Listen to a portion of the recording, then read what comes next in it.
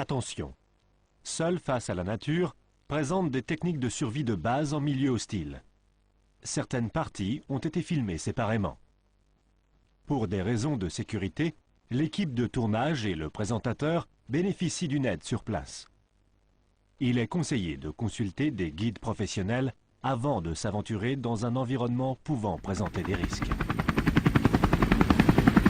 Je me dirige vers les Alpes françaises. C'est l'une des plus grandes destinations touristiques pour les randonneurs, les alpinistes et les skieurs.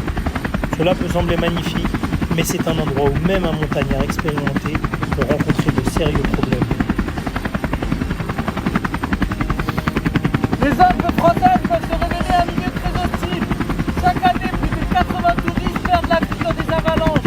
Et chaque saison, des dizaines d'alpinistes meurent.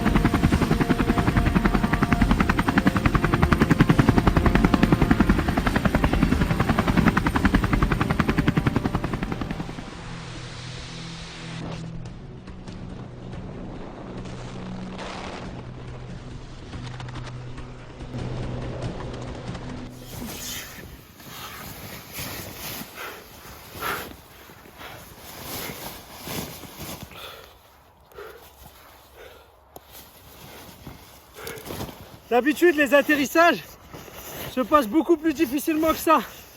On tombe parfois dans de l'eau. Il est arrivé même qu'une fois, je me suis cassé le bras. Allez, on y va. Je viens d'être largué dans ces montagnes. Et comme n'importe quel touriste, je n'aurai pas grand-chose sur moi. Juste un couteau, une gourde et un silex pour faire du feu. Et je vais vous montrer comment survivre ici.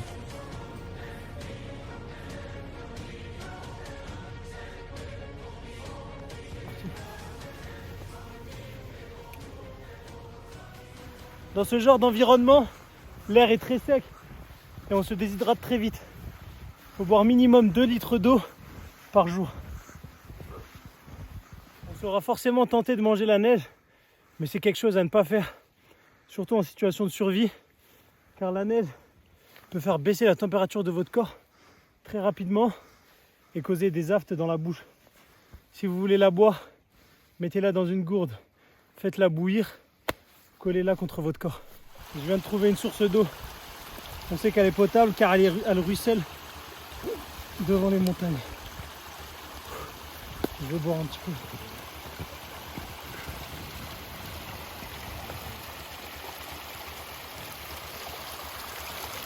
Faites attention de ne pas boire de l'eau qui stagne. Je remplis ma gourde et on y va.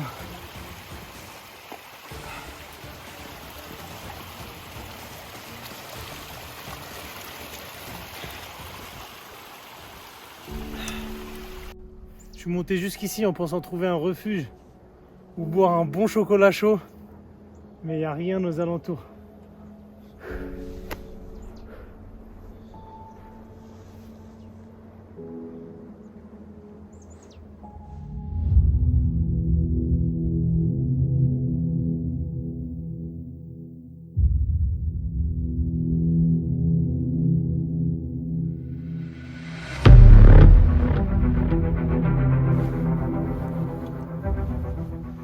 On est en fin de journée et le soleil a ramolli la neige, ce qui empêche fortement notre progression.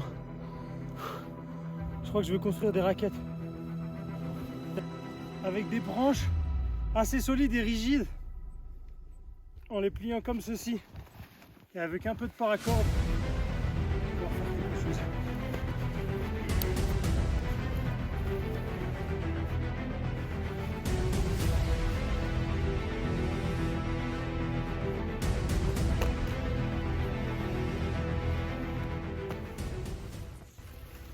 Allez, on va pouvoir les tester.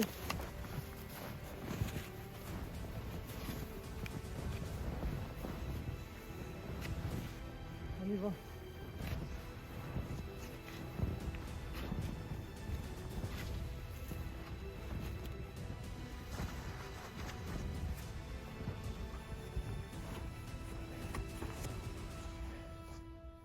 Va falloir qu'on trouve quelque chose à se mettre sous la dent. Là, ça commence à devenir compliqué. Je commence vraiment à avoir faim. Le meilleur conseil que m'a donné un ami météorologue, c'est que les nuages sont souvent fidèles à leur apparence.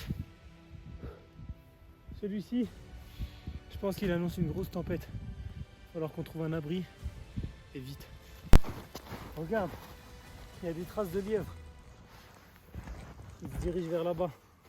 On peut voir le sens de progression. Ça, c'est ses deux pattes arrière et ça, c'est deux pattes avant. Il est en train de courir en direction de là-bas. On va poser un collet et passer la nuit près d'ici, en espérant avoir un petit déjeuner demain matin.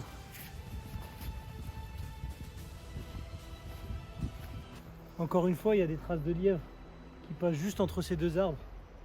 Je vais poser un piège à coller ici.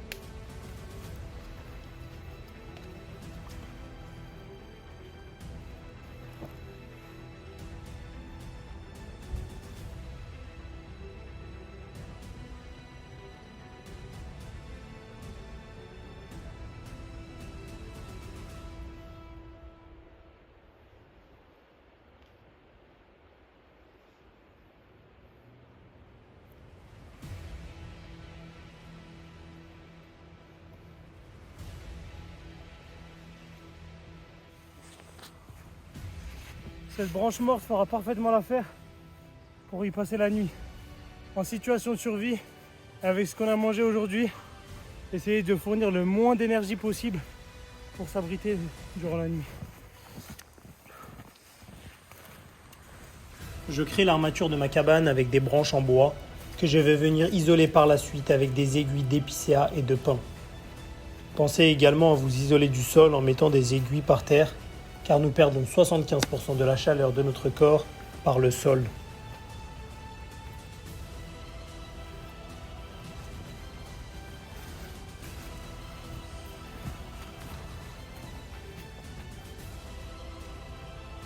Et voilà, mon abri est prêt.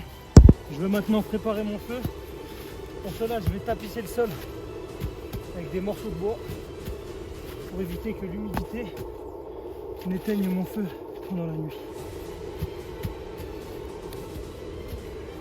Le bois est encore trop mouillé. Je vais mettre un bout de mon t-shirt. Sinon, le feu ne va jamais partir.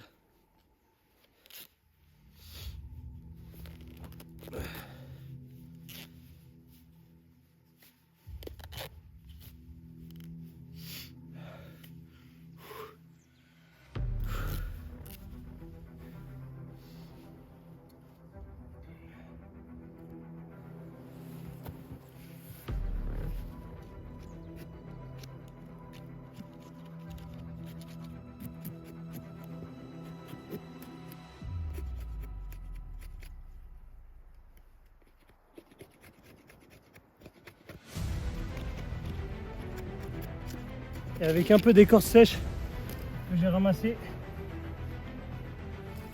je vais venir entourer de façon à ce que le feu parte directement avec le fire steel.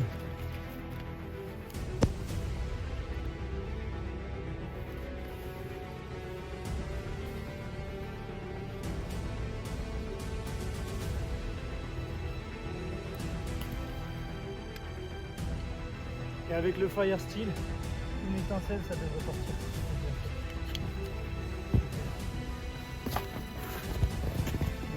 Vas-y tout de suite.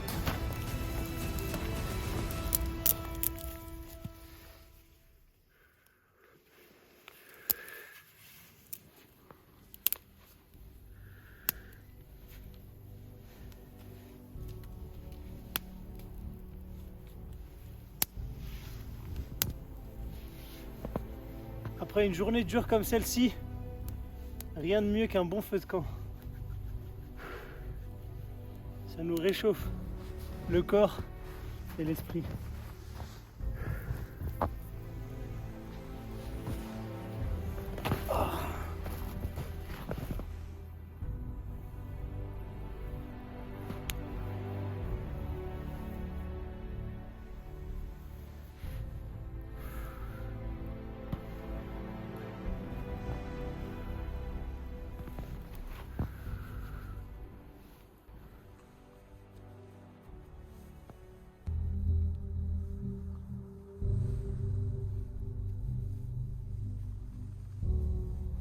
Une fois l'abri terminé, je fais bouillir de la neige pour faire un thé à l'épicéa. Cela a bon goût et me procure la précieuse vitamine C, 8 fois plus qu'un jus d'orange.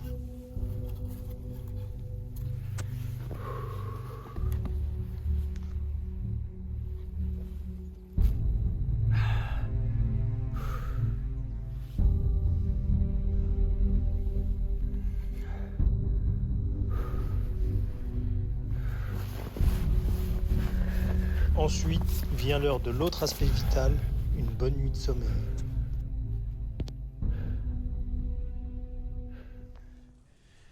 Il est déjà 2h du matin et j'ai toujours pas fermé l'œil de la nuit. Impossible de dormir avec ces températures. Le soleil s'est couché à 18h. Heureusement qu'il y a un feu de camp. Mais c'est la pire nuit de ma vie.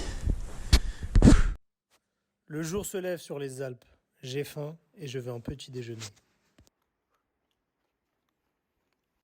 On va voir si le piège a marché.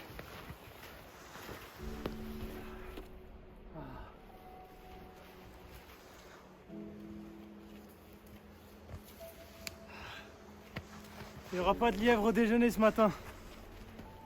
Quelque chose est passé, il l'a cassé. C'est pas grave.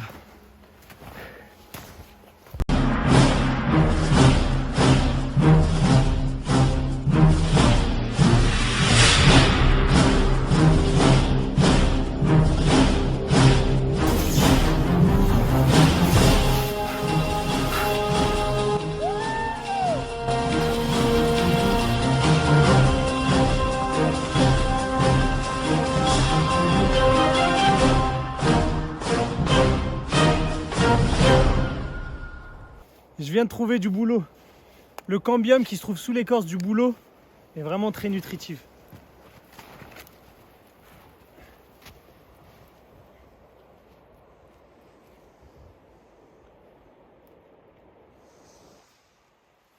Lorsque vous prélevez du cambium d'un arbre, prenez soin de ne pas en prendre beaucoup. Une trop grande incision dans l'arbre pourrait le tuer. On repart.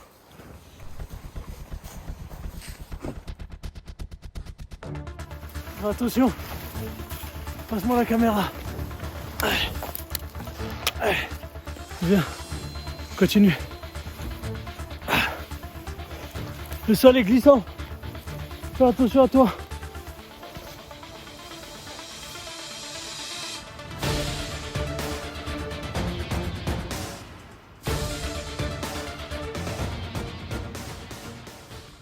Attends.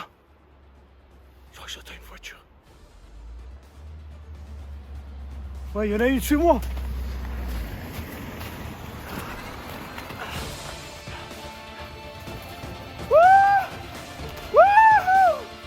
On est sauvés. Il y a un village. Et la civilisation.